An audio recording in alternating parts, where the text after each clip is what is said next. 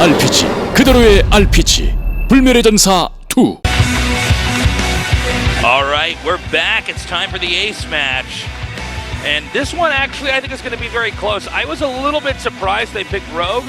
I think that means that Jin knows something that we don't. I know that Rogue's a great player, but I always maybe put herO a league above him. Yeah, let's take a look at these predictions because like I'm really curious to see. I'm still leaning towards herO, but after seeing Rogue, I'm a bit caught off guard.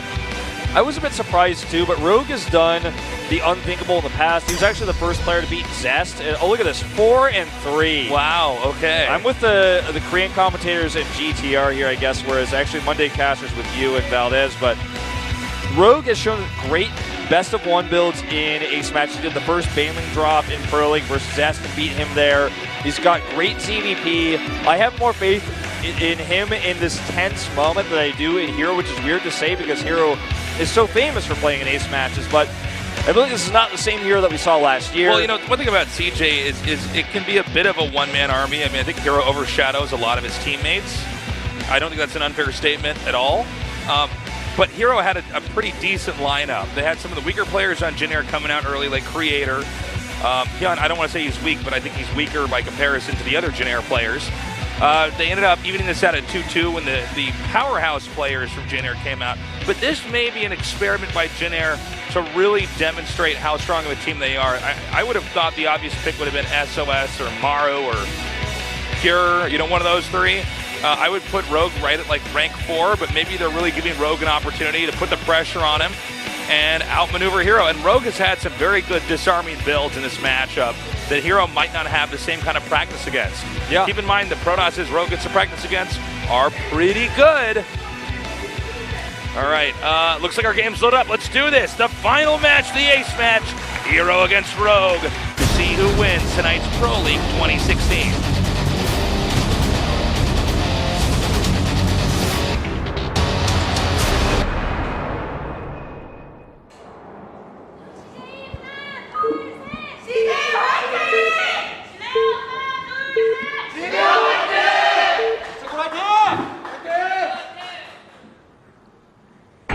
All right, we're in the game now. Let's do this. In the upper left, our Protoss player, herO.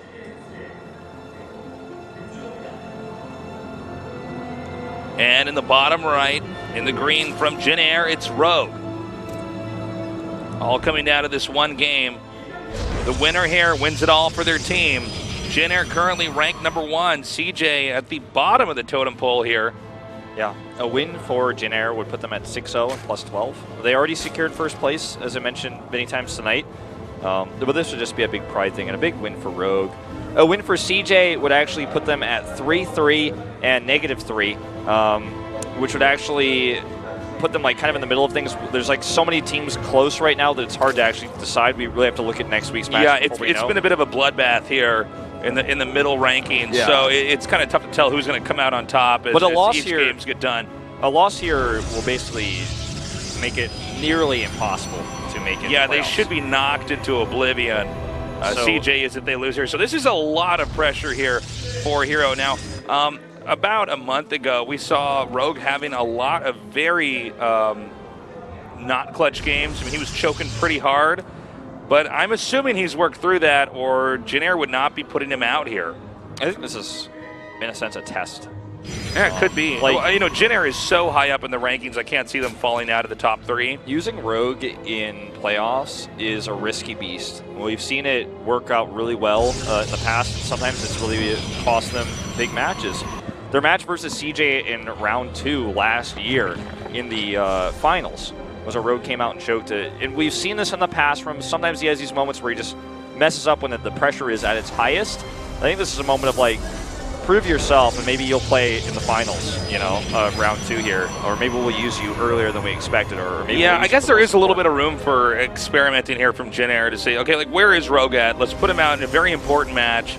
We should basically have this Rogue. We probably could have used another player, but let's put you out here in this situation.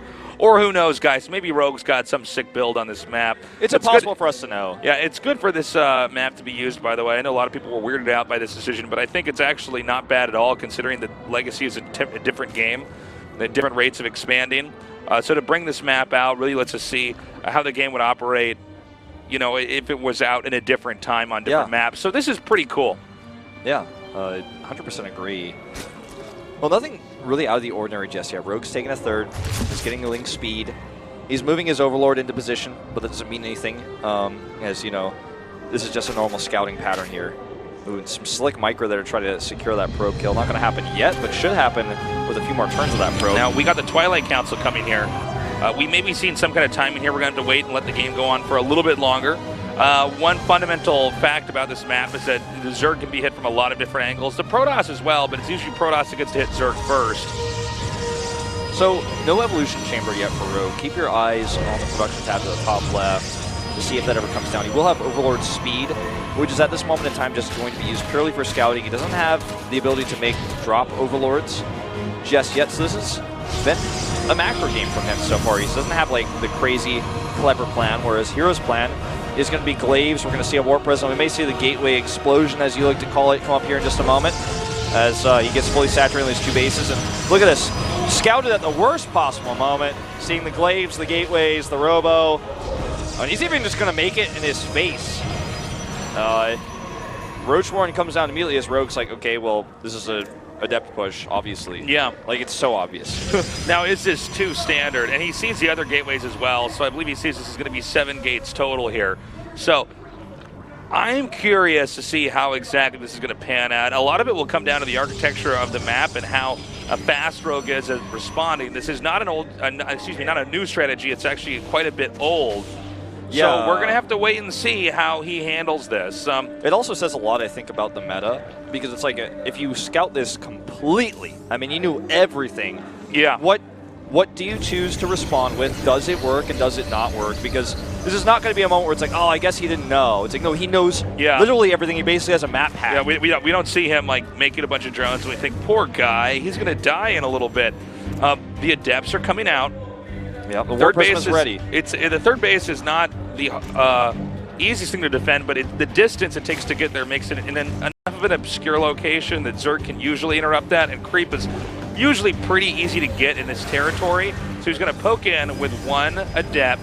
He's going to see what's happening here. Notice he's following this up with Dark Shrine, so this is not going to be something that's going to develop as simply and easily into the late game. He's got his Adepts moving up here. He's dodging Corrosive Vials. Now this is the strength of this push. You can be in 2 places at once with your Adepts. Look, he forces the Ravagers and Roaches to go into the main, then he just cancels the Shade and hits the third base. Does he just target down the hatchery over here? Now he's shading forward. He's continuing to outmaneuver these the army right now, the Roaches and the Ravagers. And notice he cancels that Shade in.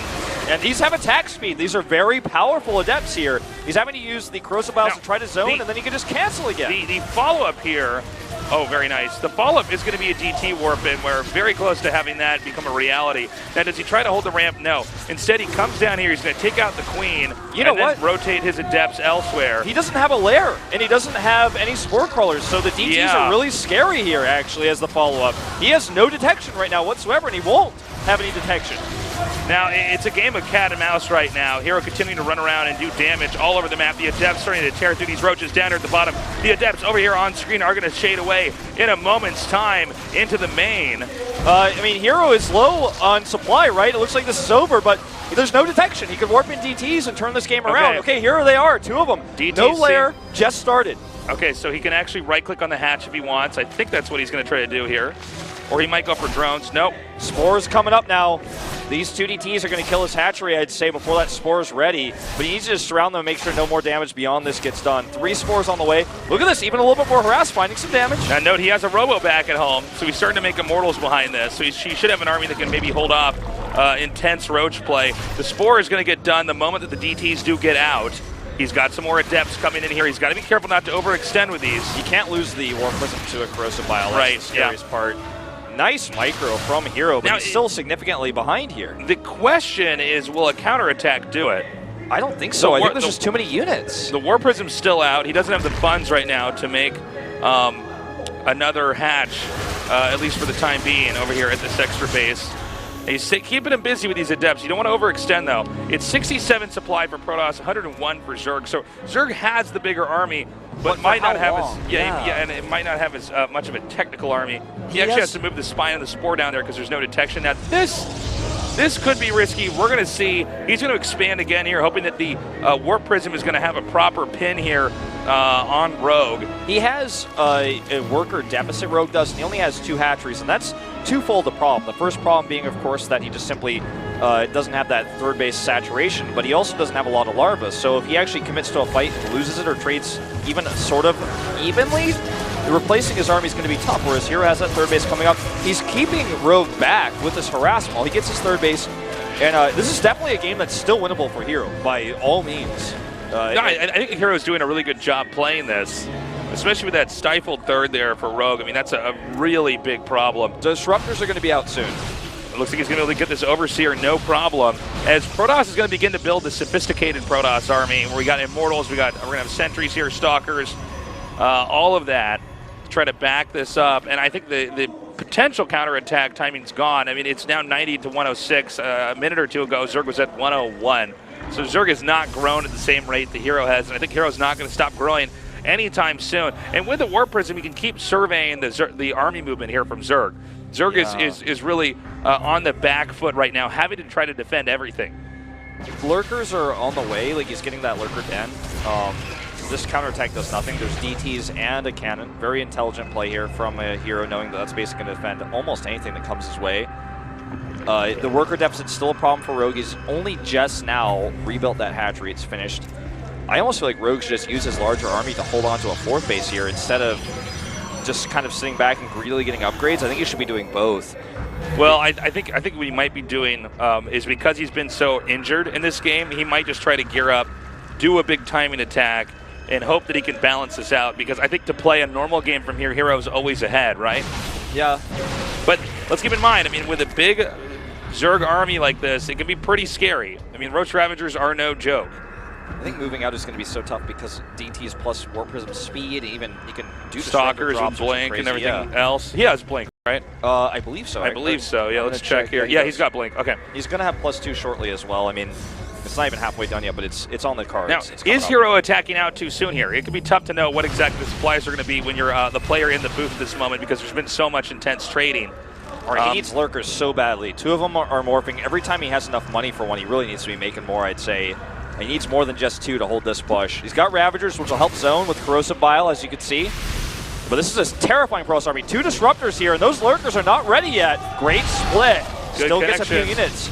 Disruptor is going to be very handy here. This is not the most mobile army, and they tend to bunch up a lot, so he's already starting to shave off bits here and there. herO's now taking the lead, and this is a tough game for Rogue to stabilize in.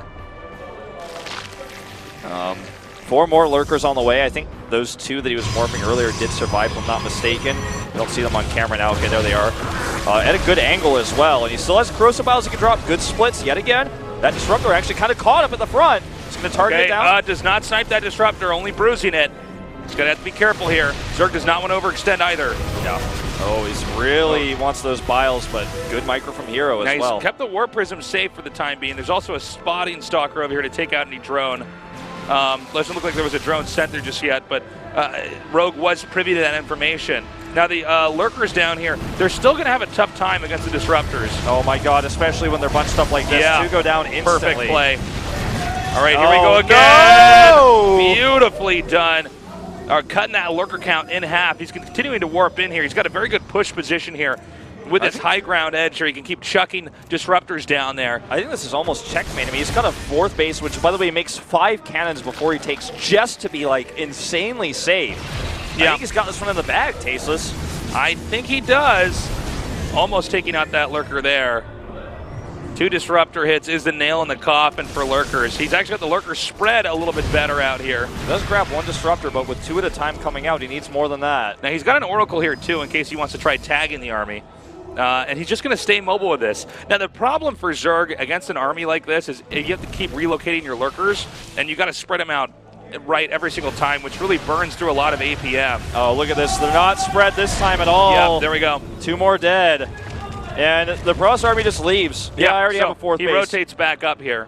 And it's much easier for Protoss to just move his army as a group back up than it is for Zerg to try to get the Lurker spread proper again. With all these cannons up too, there's counterattacks are not a reality. They're not even a hope or a dream here.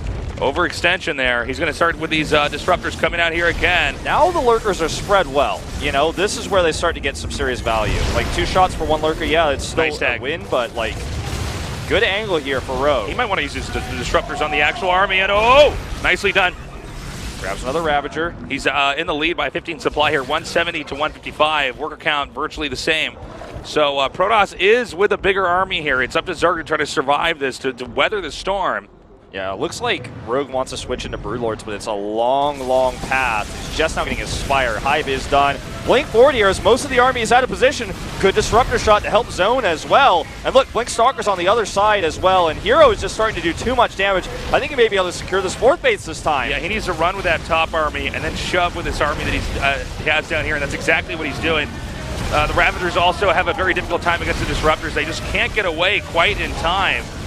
Yeah, and look at this. I mean, even though Rogue's army is kind of scary to commit into, he's losing too much. The Disruptor shots are basically just cooldowns being spent per unit. It's also a heavy amount of supply into the Lurkers here, which means he really does not have a big army. He can't move. If it's 182 to 118, your army is so tiny, which means you can't ever defend anywhere. It's all really going to come down to 1 or 2 well-angled attacks there, blinking ahead to jump on top, to dodge all corrosive vials. Yeah, and even though like he blinks ahead, there's just not enough on the other side. Yeah. Now barriers being used. There's an observer with this army, and this should end the game. CJ will end the streak of Jin Air tonight. This was a huge upset tonight. GG! herO takes it. You can see the joy on his face as crazy results today. CJ manages to take down the #1 team, Jin Air.